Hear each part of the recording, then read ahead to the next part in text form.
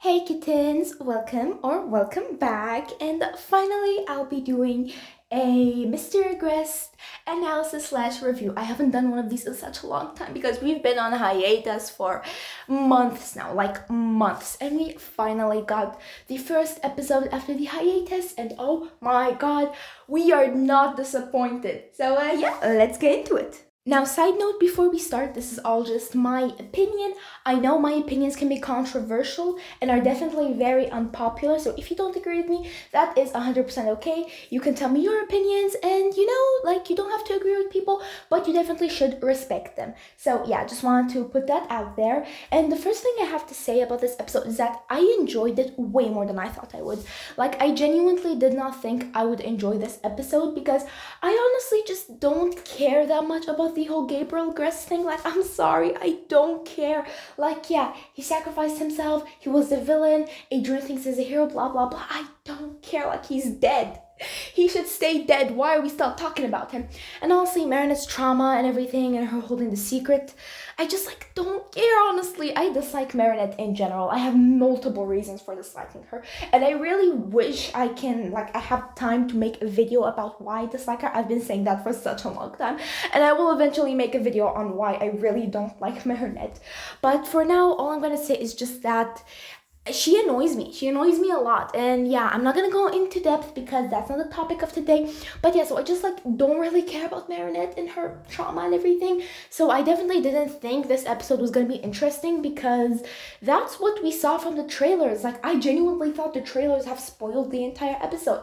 Boy, was I wrong, because when I tell you this episode has been completely different from what trailers have been teasing.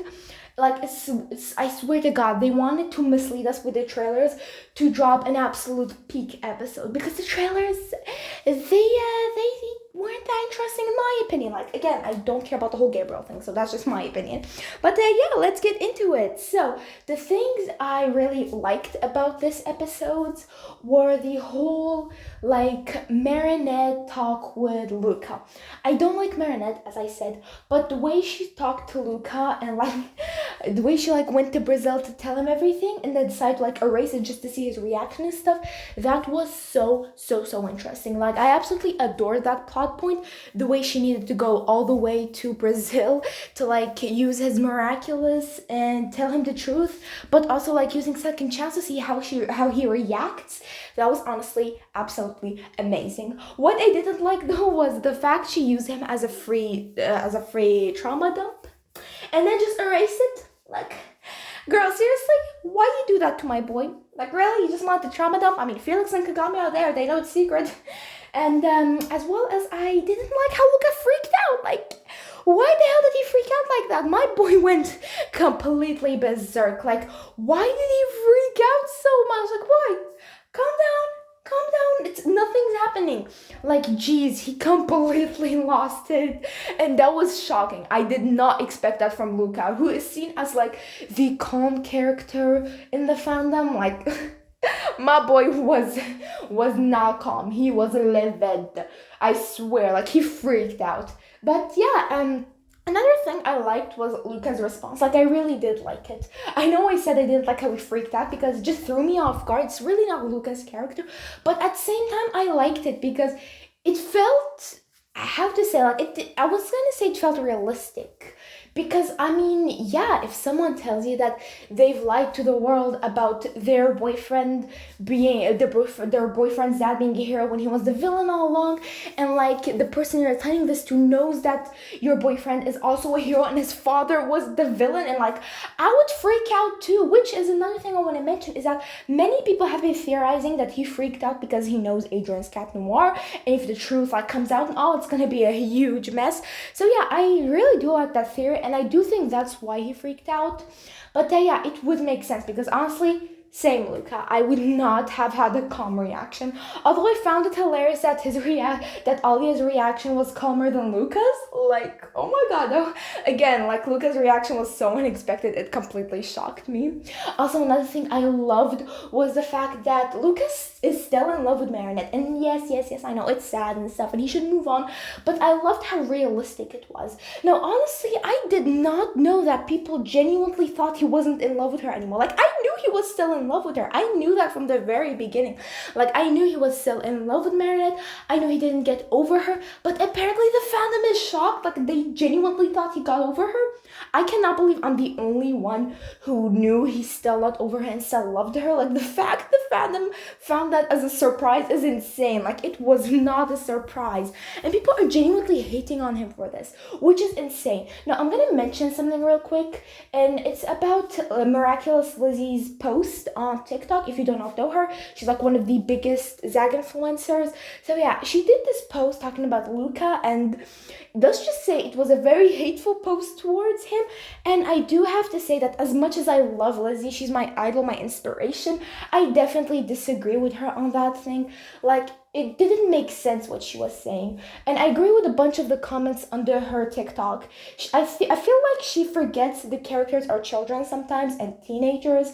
And yeah, when a teenager breaks up with someone, they're not gonna get over them that easily. It's just realistic. Like Luka being in love with Marinette still is realistic. Like, I highly doubt he'd be able to get over her that quickly. And the fact she was like hating this whole thing, it just didn't make sense in my opinion, because she seems to have forgotten that all the characters are children, most of them I mean, and like she had to make a response video responding to like all the people telling her that he's just being realistic and saying that the fandom treats the men as if they can do no wrong, which again, she completely missed the point about that. That's not what the comments were saying. Like, she brought up the whole thing of Adrien emotionally cheating on Kagami and the fandom brushing it off as nothing, which is, I do agree with that point, but that's not nearly the same thing as Luka. Like, he's still in love with Marinette because he's a teenage boy. He's not gonna get over his first breakup that easily. Comparing that to Adrien emotionally cheating on Kagami just did not make sense in my opinion. And as well as the whole idea of the men get off easy is honestly not true. Like, it's not. Do you have any idea how much hated the men are in the fandom? They definitely do not get off easy. I feel like she was completely missing the point. And not gonna lie, y'all gonna hate me for this, but I just have to say it. I feel like Lizzie is being very biased sometimes. Well, not sometimes, more like most times. She's like a hardcore Adrien fan, which I'm not. So yeah, but like, she's a very hardcore Adrien fan and hates Adrogami and Lucanette. And just like, I feel like that causes her to be very biased when it comes to her opinions, which she treats as facts. That's what annoys me. She treats her opinions as facts when they're not. I really hope that she does not see this, because I do not want her to hate me. Like, Lizzie, I love you. You're my idol. I'm just stating my opinion. And it's just that annoying how she treated Luka and saying that, I don't know, like, you really do need to see her post to understand, since I'm not the best at explaining stuff. But yeah, the whole hate on Luka for still being in love with Marinette is honestly doesn't make sense. It doesn't. I also feel like Lizzie just put fuel in the fire. It didn't really heal the situation, and I feel like the backlash she got for it from the comments was valid, and her trying to validate it with Adrien and Kagami just did not make sense in my opinion. As well as, you cannot deny she's definitely being biased since she hates Lucanette. So yeah, again, no hate towards Lizzie, I'm just sharing my opinion, and I do personally think she's being very biased since she does state she doesn't like Lucanette. As well as she treats her opinions as facts when most of the time they're not. Anyway, that was like a completely different topic. I just wanted to bring it up because I feel like she has some double standards that I just felt the need to talk about. Again, no hate towards her, I absolutely adore her. But yeah, anyway, back to the episode.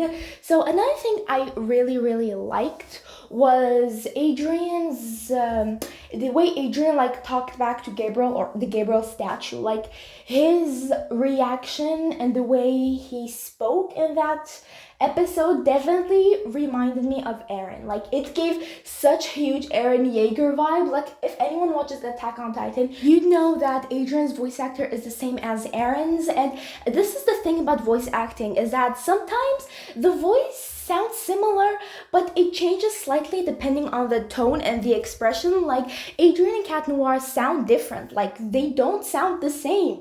Adrien sounds like more of like a nice, like, sweet little boy, and Adrien sounds more, Cat Noir, sounds more like a cocky hero, which is why Felix and Adrien sound so different despite having the same voice actor, which is why I do need to say that Felix sounds more like Aaron than Adrien does. Again, they all have the same voice actor, but Felix sounds more like Aaron because he has more of Aaron's personality, like a more serious personality, unlike Adrien. But when Adrien was yelling in that scene, it was so Aaron coded. Like, he sounded like Aaron through and through. I swear to God, I was like, am I watching Attack on Titan right now? I swear, I loved it so much. I just absolutely loved the fact that when he was screaming, it just sounded so much like Aaron screaming. And I swear to God, his voice actor was definitely thinking of Aaron when he was voicing that. Like, there is no way he wasn't. But yeah, I really did like the way Adrien completely, like, unleashed all his feelings and all the stuff he wanted to say to his father when he was still alive. He said them to the statue, and like the whole metaphor with the statue breaking, it was just honestly amazing. Like, that was so emotional, I swear. It was so good, honestly. Like, the whole metaphor and everything, and the way Adrien talked about his father is just, it was so emotional. I can't, like, I did not expect that, honestly. I definitely didn't expect it, which leads me to another thing I really liked about the episode, and it's that Adrien doesn't think his father is as great as everyone does. Like everyone in the fandom thought Adrien views his father as this hero when apparently he doesn't. Like, yes, Adrien views him as the hero who saved Paris, but he doesn't view him as this like great person. He doesn't think he's as great as people say he does, which is amazing. Like, people in the fandom were worried Adrien thinks his father is this amazing person even though he's abused him for years. Adrien doesn't think that. Like, he knows his father wasn't as good of a person. It's just like when he saved Paris, Adrien was like, yeah, maybe he's not that bad of a person. But the fact Adrien was like, maybe he's not as great as a person as you think, it honestly was just amazing. I love the fact he doesn't view his father as this almighty, amazing man.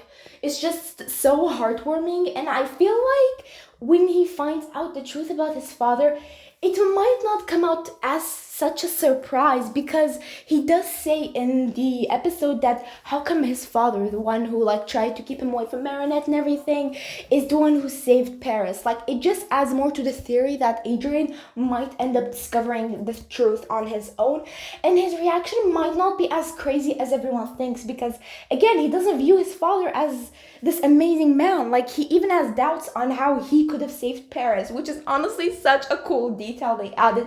I absolutely love it. Now, on to the things, like the smaller things I liked about this episode were, first of all, Ladybug's unification with the snake Miraculous. Oh my God, it was gorgeous. Gorgeous, gorgeous, gorgeous. Like, gorgeous is the only way I can describe it. It was ethereal. Like, that's the word. Ethereal. She looked so good. Like, my girly pop looked good. Yeah, I don't like Marinette nor Ladybug, but I mean, when let's not lie, she is gorgeous. Let's not lie. Like, her unification with the snake Miraculous looked ethereal. The color palette was so good. I'm a bit confused on why it wasn't blue, but besides that, it was just so good. Like, the purple and the red matched so perfectly, and those green eyes, I swear, they just were so perfect. Like, the way they looked like a snake/cat's eyes, and like the green in the middle of the purple and red, her outfit is amazing. I genuinely need to make a whole video on her outfit, and I hope I will, because I go back into school in like 4 days, so I'm freaking out. But I definitely will make the time to make a few more videos, because her snake unification, I swear to God, I cannot get over it. It's gorgeous. Dare I say, the best outfit in the entire show. Dare I say it. I said, who said that? I said it. But yeah, anyway, another thing I really liked was Luka's whole like confession scene. I really loved it. Like the fact he went to Brazil just because he was scared that his jealousy towards Adrien and Marinette would turn him like evil in a way. Like, you know, when you get super jealous to the point where you try to sabotage someone's relationship, he was aware of that risk and he didn't want to end up like that. Also, Marinette being like, we can try and not be too close in front of you. I do dislike Marinette, but I really did like her in that scene. It shows that she's not as selfish as I thought. Like, she is genuinely caring towards some characters, and she realizes when she has crossed the line and needs to like back it up. So I did really like that Marinette scene. It made me like her a lot more since she seemed less selfish than I originally thought she was. And like I just loved how considerate she was, honestly. But I mean, if I was Luka, that would not help. Like I would still know they're a couple. I would still know she chose him over me. It just like it would hurt, honestly, and I definitely understand why Luka left, and I support that decision because I feel like he definitely is the type to be a toxic, jealous ex. Like, many people will be like, Luka? No, never. I disagree. I feel like Luka is definitely a toxic, jealous ex-coded. I feel like Kagami wouldn't be one. Like, many people are like, Kagami would be the jealous ex, not Luka. I definitely think Luka is more of the jealous ex because he's like such a calm character to the point where it would seem shocking that he ends up being like a yandere, which honestly I feel like he's very yandere coded, not gonna lie. Kagami seems more like the character to like just break down crying and like eventually get over it, unlike Luka, who seems to be pretty psychotic sometimes. Like he might have been extremely problematic if he didn't leave. Honestly, if Miraculous was an anime and they can like add a lot of dark stuff, including swearing and stuff, I definitely think Luka would have went down a really dark road where he became like a yandere type. Like if Miraculous was an anime, I definitely think that would have been a plot point. But since it's a animation targeted at kids, they honestly cannot, well, I mean like obviously they cannot add dark stuff like that. But honestly, again, if Miraculous was an anime, it would have been so much better. But yeah, anyway, Luka's whole confession scene, like it was honestly so sweet. I loved it so much.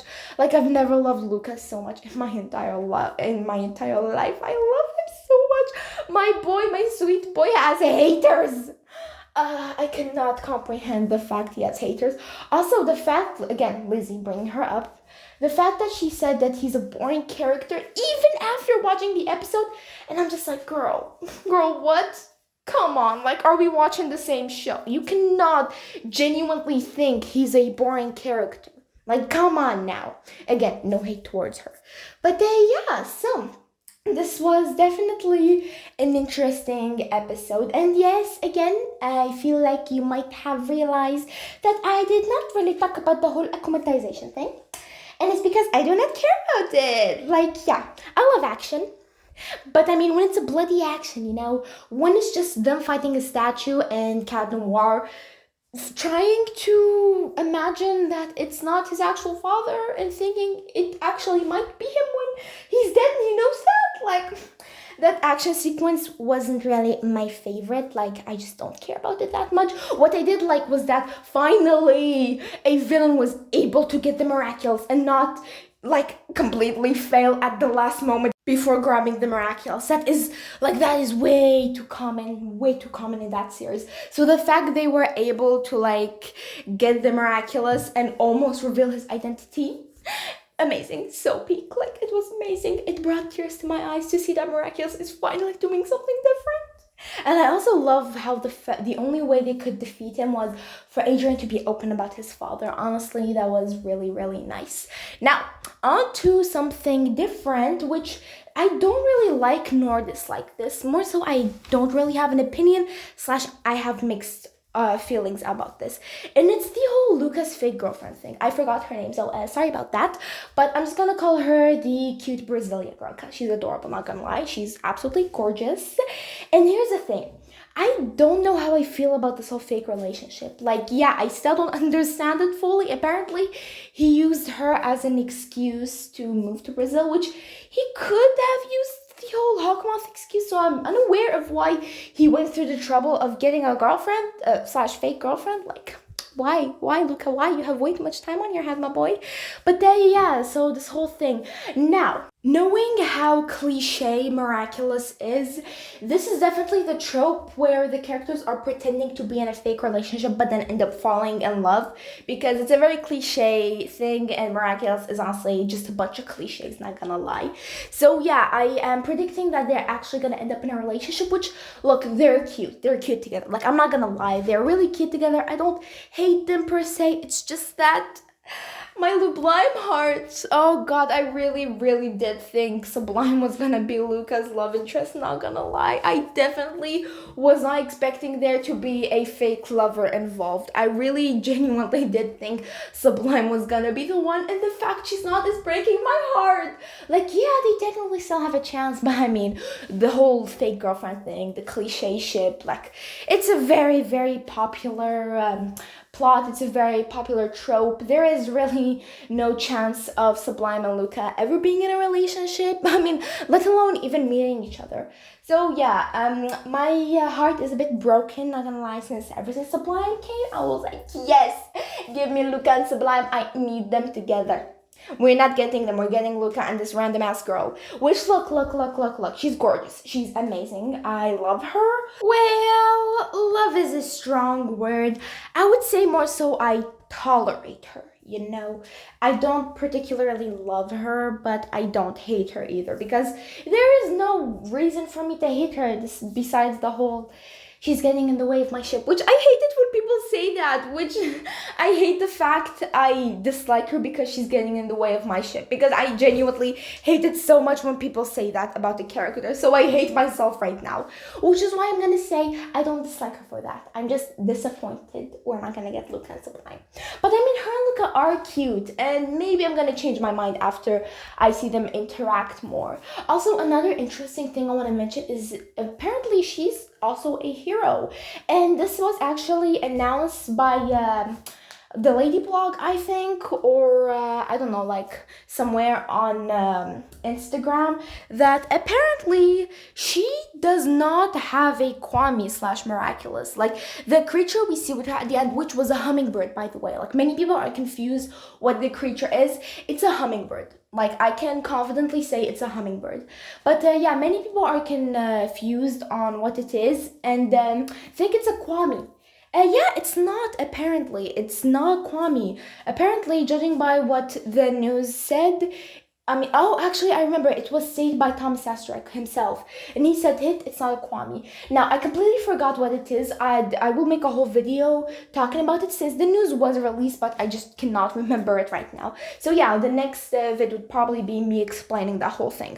But yeah, so there's apparently gonna be something different, like a new jewel, and the necklace she's wearing, I'm assuming, is her magical jewel. So yeah, apparently in this like world of Miraculous, power comes from jewelry, which is what I'm assuming to be the case for the Tokyo special and like the Tokyo heroes. I'm assuming that's gonna be the case. Actually, they did say where the power comes from. I just cannot remember, but I think to activate it, they also have like jewels. Again, I can't confidently 100% say, but yeah, seeing all the different powers now besides the New York special, of course, they all seem to be jewelry, and I feel like multiple of the New York special heroes also use jewelry. So yeah, that seems to be pretty common in the world of Miraculous. But yeah, anyway, so she has this pendant or a necklace or something, and she's a hero in Brazil. There was a Brazil special announcement, so this is definitely going to be that. And yeah, I genuinely cannot wait to see her and her creature fighting. She also seems to know who Ladybug is, so I assume she also herself is a known hero. Actually, I don't think she is. I haven't ever heard any of the character mention her, because yeah, the characters have mentioned other heroes, and the show itself, like the creators and stuff, also Thomas Astruc, have mentioned different heroes, but they've never mentioned a hummingbird hero or anything like that. So I'm assuming she is like not a known hero and maybe like an undercover one. Honestly, I do not know at all, but yeah, I cannot wait to know more about her. So yeah, these are all my opinions on this episode. I don't really have anything else to say. All I have to say is that it's a really good episode. It's, in my opinion, the best one so far, which is shocking since I thought it would be like my least favorite, but ended up being one of my favorites because it was honestly genuinely really, really good. So yeah, I'd love to hear your thoughts and opinions on this episode. What do you think of Adrien's breakdown? What do you think of Luka being in love with Marinette still? What do you think of Marinette using Luka as a trauma dump card? What do you think of the whole like fake girlfriend situation? Who do you think she is? What do you think she's gonna be? What's her purpose on the show? So yeah, let me know all your thoughts and feelings, and I promise I will get more episodes out. I have like at least 3 planned. One for explaining how her miraculous, or I mean jewelry works, one explaining who she might be, and another one talking about the whole like Luka being in love with Marinette situation and stuff, as well as a bunch of theory videos, which I really hope I'll be able to get out because again, I'll be going to school in like 4 days. So I'm a bit freaking out because I don't want to go back to school, and I'm gonna be in a different class with different people, which honestly stresses me out since I thought I'd be with my friends, which is the whole reason I didn't want to move for like my last year of middle school. Yeah, that backfired. Apparently, fate was not on my side, and I ended up in a classroom where I know literally no one, and I'm freaking the freak out. Since everyone went to school a week ago, and now I'm all on my own. I am freaking out, my friend. But yeah, I will make the time to upload videos, and I really, really hope it's gonna be like an easy start of the year, so I'll have time to upload, especially since there are gonna be more episodes airing. And yeah, I'm gonna have a very busy schedule this year, which is insane because the entire of summer we had nothing. Like I was free the entirety of summer, and they were like, we're not gonna release anything. But then when it came to back to school, they were like, yeah, so we're gonna release like 5 episodes. Nice, deal with it. So yeah, I am definitely not happy and freaking out. Anyway, I would like to hear your thoughts and opinions, like I said, and I hope you all have a miraculous rest of your day. Mwah. Bye, kittens!